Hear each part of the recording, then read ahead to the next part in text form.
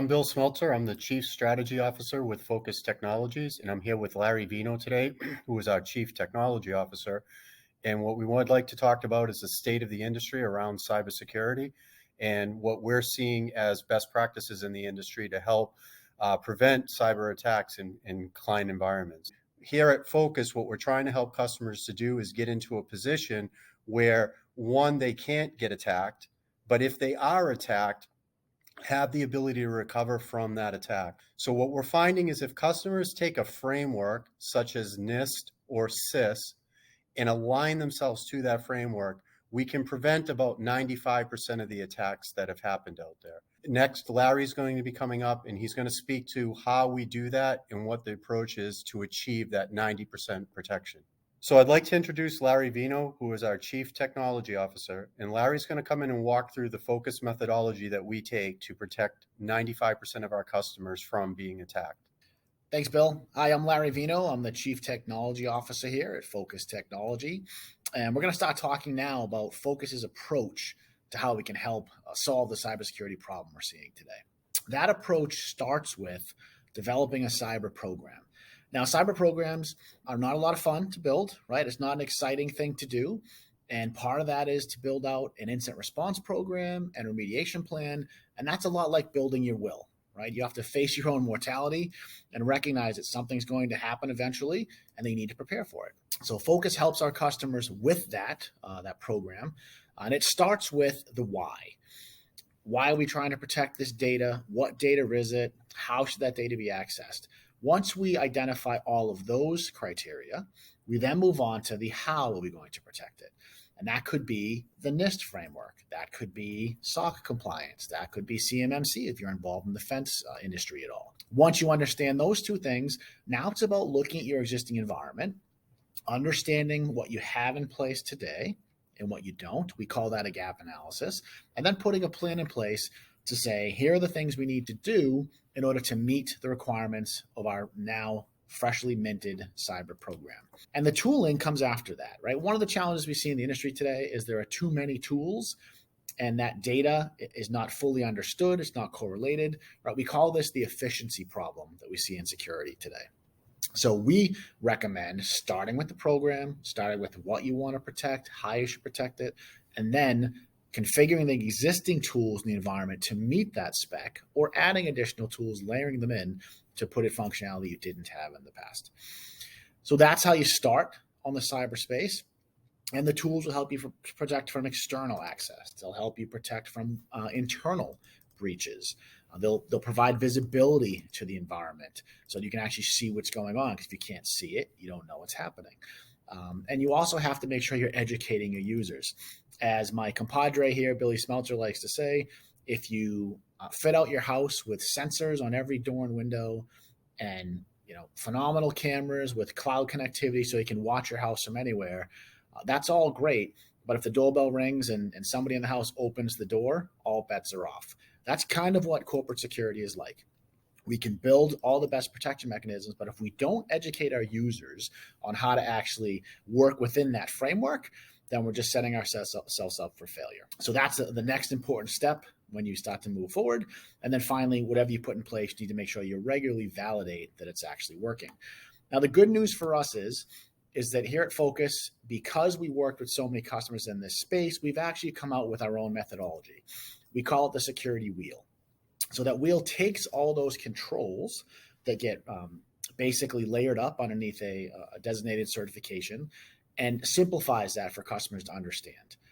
That starts with account protection, right? Identity management, identity access management. You hear all different acronyms, but the fact of the matter is it's about how do we protect our accounts that give users control within the environment. So that can be introducing simple policy things like password complexity. That can be how we handle incorrect passwords typed in, also known as lockout of accounts. That can be technologies like MFA, right, or two-factor authentication. These are things that protect your accounts from some of the most common breaches that happen, right? So that's the first thing that you should really do is get your control around all those accounts. Next, we look at endpoint protection. Every endpoint, every server in the environment should be running some kind of endpoint protection. This is going to protect against viruses, going to protect against malware. It's going to protect against things like encryption, right? To not allow a bad thing that happened on one device to then cascade across multiple devices in your environment, right? So endpoint protection is very critical. The other thing is we see a lot of email stuff. So we talk about secure email. Email is one of the most common entry points when we see these breaches occur. And so we talk to customers about the fact that they have to have, spam protection. They have to be looking at emails from malware, right? We have to block imposter emails. We've seen a really large uptick in imposter emails recently. That's when, the CEO of your company emails you and says, "Hey, I need you to go run out and get gift cards for customer X." Right? Well, that may not really be your CEO. If you actually looked at the email, it's probably not his email, right? Those are the kinds of things we need to block because, believe it or not, it's very common for people to get fooled by those kinds of imposter attacks. Then we start to look at things like Ethernet switching and wireless, and some of the more common techniques like, do you have guest wireless? Right? It may sound silly, but I can't tell you how many customers I visit and I say, "Hey, can I get on the wireless so that we can launch a Teams meeting?" And they give me the actual passcode to the production wireless, not a guest passcode, right? So we have to make sure that the customers are doing that. You have to look at the security protocols you're using over wireless to make sure your data is encrypted. It's not wide open, so anybody out there with any kind of a sniffing tool can steal confidential data. When it comes to the Ethernet side of the house, we should be talking about segmentation.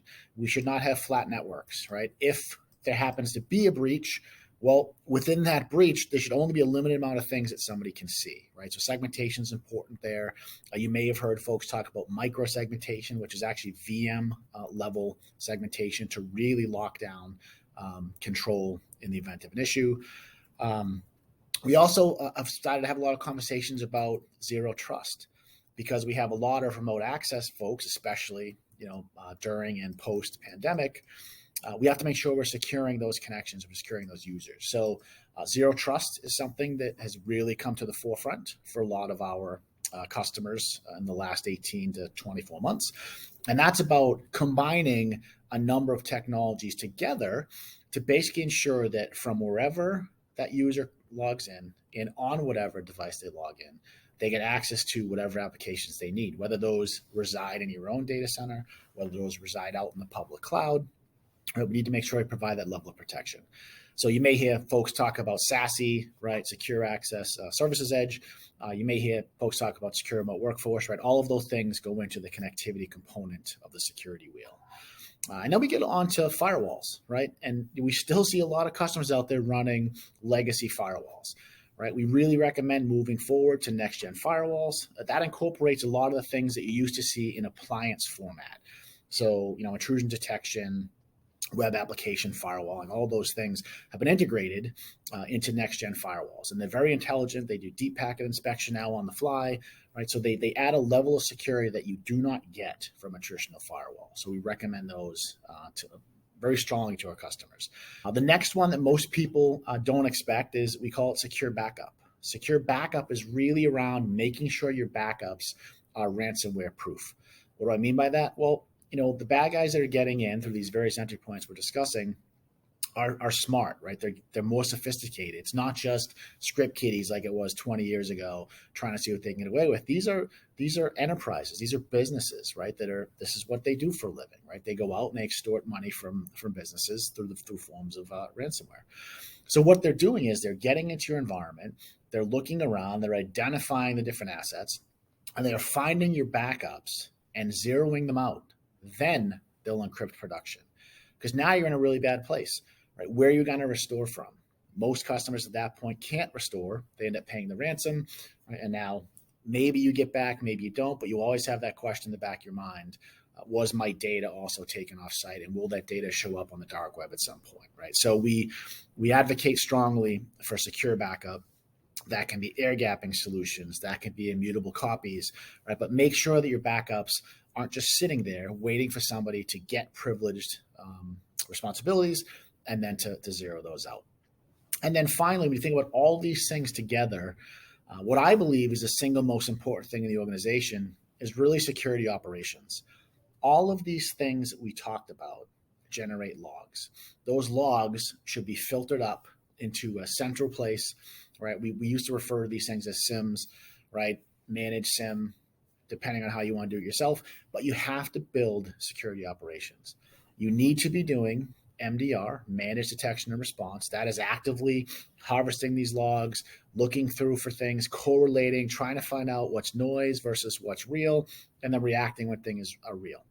You have to be looking at managed risk solutions. This is also commonly referred to as vulnerability management as a service, or VMAS, right? That's active hunting in your environment for known threats, looking for firewalls that have potential exploits in them that have been identified, looking for versions of software that we know need to be patched, right?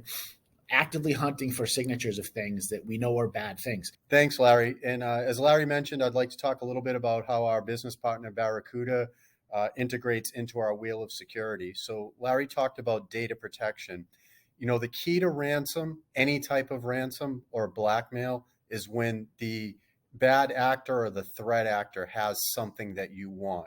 So ransomware works so well because when they encrypt your data, you want your data back and they have it. The key to good data backup and protection is you take that leverage away because you have redundant copies of your data. So with Barracuda, we're able to back up both on-premise and cloud data. We're also able to protect that data in multiple cloud environments. So it's a very comprehensive backup solution. Larry also talked about next generation firewall technology. Absolutely recommend it. Barracuda is a leader in this space. They offer both on-premise firewalls, but what's really exciting is they offer virtual or software firewalls in Azure. And what's great about their approach to next generation firewall is it has SD-WAN capability. I don't know any customers out there that aren't using some component of the web. Office 365 is a great example of that, and them going out to the cloud. And SD-WAN really fortifies your security. It also is more cost effective than traditional MPLS and expensive circuits, and it provides better performance. So it really is a win-win-win when we start to leverage SD-WAN capability with your next generation firewall. And then as Larry also mentioned, the entry point for almost all attacks, the most common entry point is email. It is not hacking a firewall. It's not breaking through an end user's account. Usually the door is open and the threat actor comes in via email. And with Barracuda's advanced email protection capabilities, we have the ability to protect attacks against incoming email, as well as we have API connections into Office 365 where we can actually stop the threat actor before it even gets to the inbox of the email. So again, Barracuda offers an extremely comprehensive security portfolio that fits very well into the security wheel and the security foundation that Focus Technology offers. Thank you for today. Focus is really interested in helping you with your security overall and your zero trust, and we would love to hear from you. So if you'd like more information on how you can apply zero trust to your environment, please contact us.